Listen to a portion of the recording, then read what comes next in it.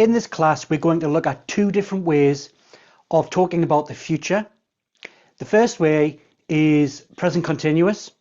So, as you know, present continuous is a tense about the present, i.e. present continuous, but we can also use it to talk about the future. The second way is to use the words going to together. So going to is an expression that we use to talk about the future. So going to is not a tense. So when you're thinking about the future, think about what comes next, what you'll be doing next. So what is the future? So the future is what comes next after now, basically. It can be 10 seconds, it can be one minute, 10 minutes, tonight, tomorrow, next year. So we're talking about what we're doing in the future after this moment. So when we're talking about future situations, we're talking about, is it an informal situation or a formal situation? So a formal situation would be a business setting. So you'll be talking about what you're doing in a business setting to a business person. So it's how you communicate. Are you communicating in a formal way or an informal way? If you're talking to a teacher at school or a lecturer at university, you might talk in a more formal way. If you're talking to someone within the legal profession, you would speak in a more formal way. Informal relates to your friends. So if you're in a social situation and you're talking to your friends, or you want to talk to your friends about what you're doing in the future, you would express future plans in an informal way. There are different ways to do that, so we'll talk about those in the future. So the different ways to express informal or formal is by obviously speaking, writing in an email, text message. Nobody really writes letters anymore, but if you do, you would write a formal letter. So if you're writing a letter to a business, for instance, you would use more formal language. But if you're writing a text message or an email, some sort of message writing, then you would, to a friend, you would use a more informal way of doing that. So you use going to if something is planned. So you've discussed it, you've set a time in the future, and you've made time to do that, then it's planned. If it's something that you've just decided, then that's unplanned, and you would use will for that. So we're not talking about will today, we're talking about going to. So let's just say you have a plan. You know what you're going to do next year, for instance. You might want to go to university, you might want to go traveling, whatever it is, you know what it is and you're planning it. So there are two different ways that you can express that. The first way is with going to. The second way is using the present continuous. So for example, if your grandparents or your parents ask you, what are you doing next year when you finish university? You could say you're going to go backpacking. Do people go backpacking? Is it a year out? You're going to take a year out. Backpacking was my generation, yeah. So you're going to take a year out. You want to go and live in China, or you want to travel around Thailand, something like that, or you want to go to Australia. So you could say, I'm going to go to Australia. So if you are going to go to Australia, you could say it in a different way. You could use the present continuous. So you could say, I'm traveling to Australia. So I am traveling, I plus be verb, verb ing, that's present continuous. So what we're doing in this class, we're looking at present continuous and going to express future. So going to and future, remember, we're talking about these two structures in an informal way. And informal is spoken or written. So when I say informally, and I talked about work, if you're working with people and they're your colleagues, same level, as you know, you don't speak formally to them all the time. You would speak informally. You're in the office and you would speak like they're your friend. you're working on a project together, you wouldn't send a formal letter to communicate, or you wouldn't speak formally to your work colleague if you work 8 hours per day. So it's informal. So when you're making an arrangement with someone and it's informal, you're planning what you want to do in advance. So here's an example of going to. I'm going to the club tonight. Would you like to come? So you can also use this when you're thinking about intentions. So jogging. I'm going to go jogging tomorrow morning. Would you like to come? Probably not. So you can also use going to when you're thinking about predictions. So I'm going to win the lottery. It's going to rain tomorrow. It's going to snow tomorrow. The weather is going to be terrible tomorrow. So if it's any planned event, even if you're not 100% sure that it will happen, it's still planned. So if I say I'm going to go to Paris at the weekend, that's planned, which means I've looked online, I've booked my ticket, I've booked my hotel, and I know what time I'm leaving the house, I know what time I'll arrive at the airport, and what time my plane is. So it's planned. So I can also talk about this with the present continuous. So I can say, so if I say going to, and I say, I'm going to fly to Paris at the weekend, I could say, I'm flying to Paris at the weekend. The difference here is I've given you a time.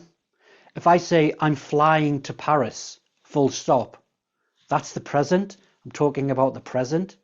I would actually be flying to Paris right now. But because I added at the weekend, you know it's the future.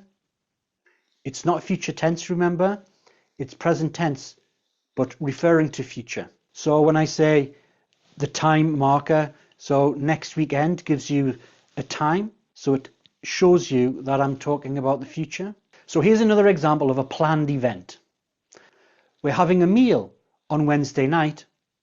So we're having a meal, we're using having as the continuous verb here. On Wednesday night, that's the time marker. We're having a meal on Wednesday night. So this indicates that we're talking about the future. So these are the two important ways that you can use to refer to talk about the future. So now we're going to look at the structure for going to. So we're going to look at questions, positive sentences, and negative sentences. So our basic structures formed like this. So we have a subject, and as you know, a subject comes at the start of a sentence usually, and it tells you what you're talking about. So for instance, I, you, he, she. So it's what you're talking about. Then the verb to be plus going to. So for example, let's look at to fly, where the base verb is fly.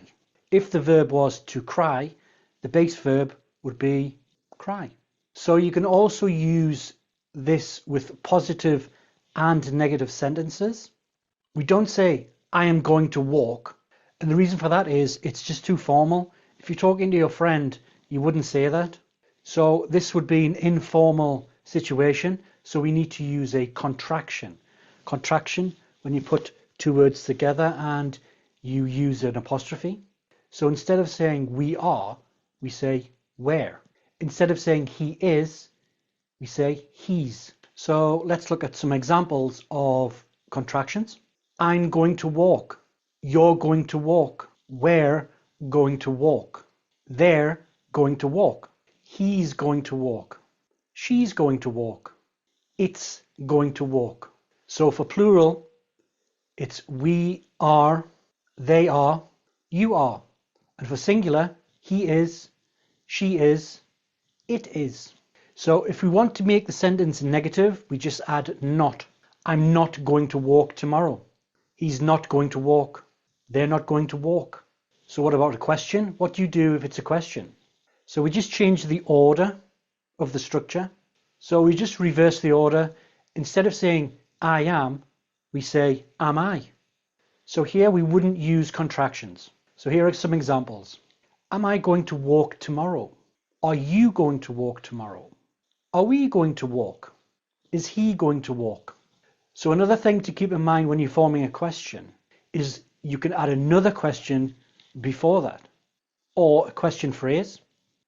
So for example, you could say, when are you going to walk? Where are you going to walk?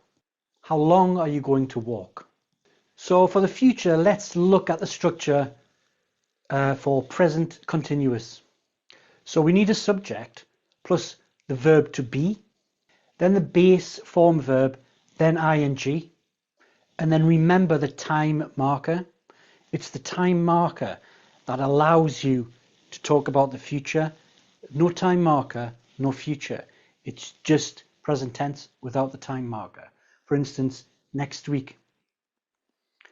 I, subject, am, be verb, going on holiday next week.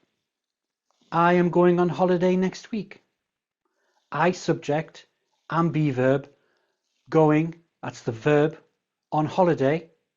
I'm going on holiday, that's present continuous. Next week, talking about the future. So here are more examples. We're hiking next week. They're climbing next week. So as you can see, I've used a contraction. They are climbing. They're climbing. We are hiking. We're hiking. So that was with plural. With singular, he is running next week. He's running next week. She is swimming next month. She's swimming next month. So for negative sentences, we just add not. So for example, I'm not swimming next month. He's not playing football next month. They're not driving next month. So, and for a question, just change the order. So remember, I am becomes am I? Am I playing tennis next week? Are you swimming next week? Are we dining next week? Are they dining next week? Is he walking next week? Easy peasy. So of course we can add question words as well. For instance, when are we walking? So when relates to time. So you would just put that in your answer. I'm walking on Tuesday next week. An example, where are we playing next week? Where means place. So I want the address, the location. How long are we playing next week? That relates to time, length of time. So we could answer those. So where are we playing next week? We're playing at the club. We're playing in London. Club is a place, London is a place. How long are we playing next week? 90 minutes. So if you look at the spelling, when we use contractions, so like before, if instead of saying you are, you say you're. So you would just get rid of the A, put the words together, apostrophe. So you're basically putting two words together, and the apostrophe is the glue, if you like. So for example, I am becomes I'm. You are, you're. We are, we're. He is, he's. And if you want to make it negative, you just put not. You are, you're, not. He is, he's, not. She is, she's, not.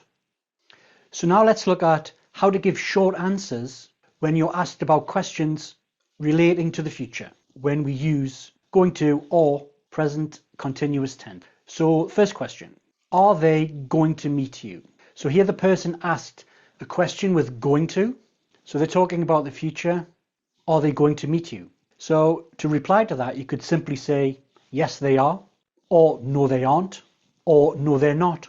So you don't need to repeat the whole question. No, they're not going to meet me. You don't need to do that. Just keep it short. So now let's practice what you've learned.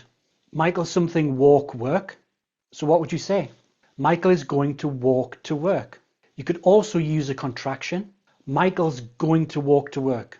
Number two, the dogs something not play outside. What would it be? The dogs.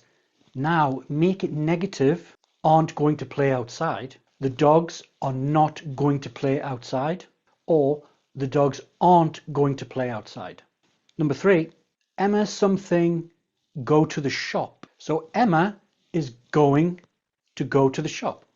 Emma is going to play football. Emma is going to paint a picture. Emma is going to go to Paris. Emma's very busy. Okay, let's look at more examples. He something play golf today. So let's use a contraction. He's playing golf today. We something not stay home tonight. So this one's negative. It's present continuous for the future. So let's use a contraction. We're not staying home tonight. Or you could say, we aren't staying home tonight. So Jeff something teach a class tomorrow. So what would you write here? Jeff is teaching a class tomorrow. And remember the time marker. This is what makes it the future. Thank you for watching this video. If you really like this video, even if you liked it, even if you don't like it, just press like anyway. Please subscribe. This is a new channel for me, so every little bit helps. And please leave a comment. And if you have any examples, please put them in the comment section. And if you have time, watch another video. Thank you.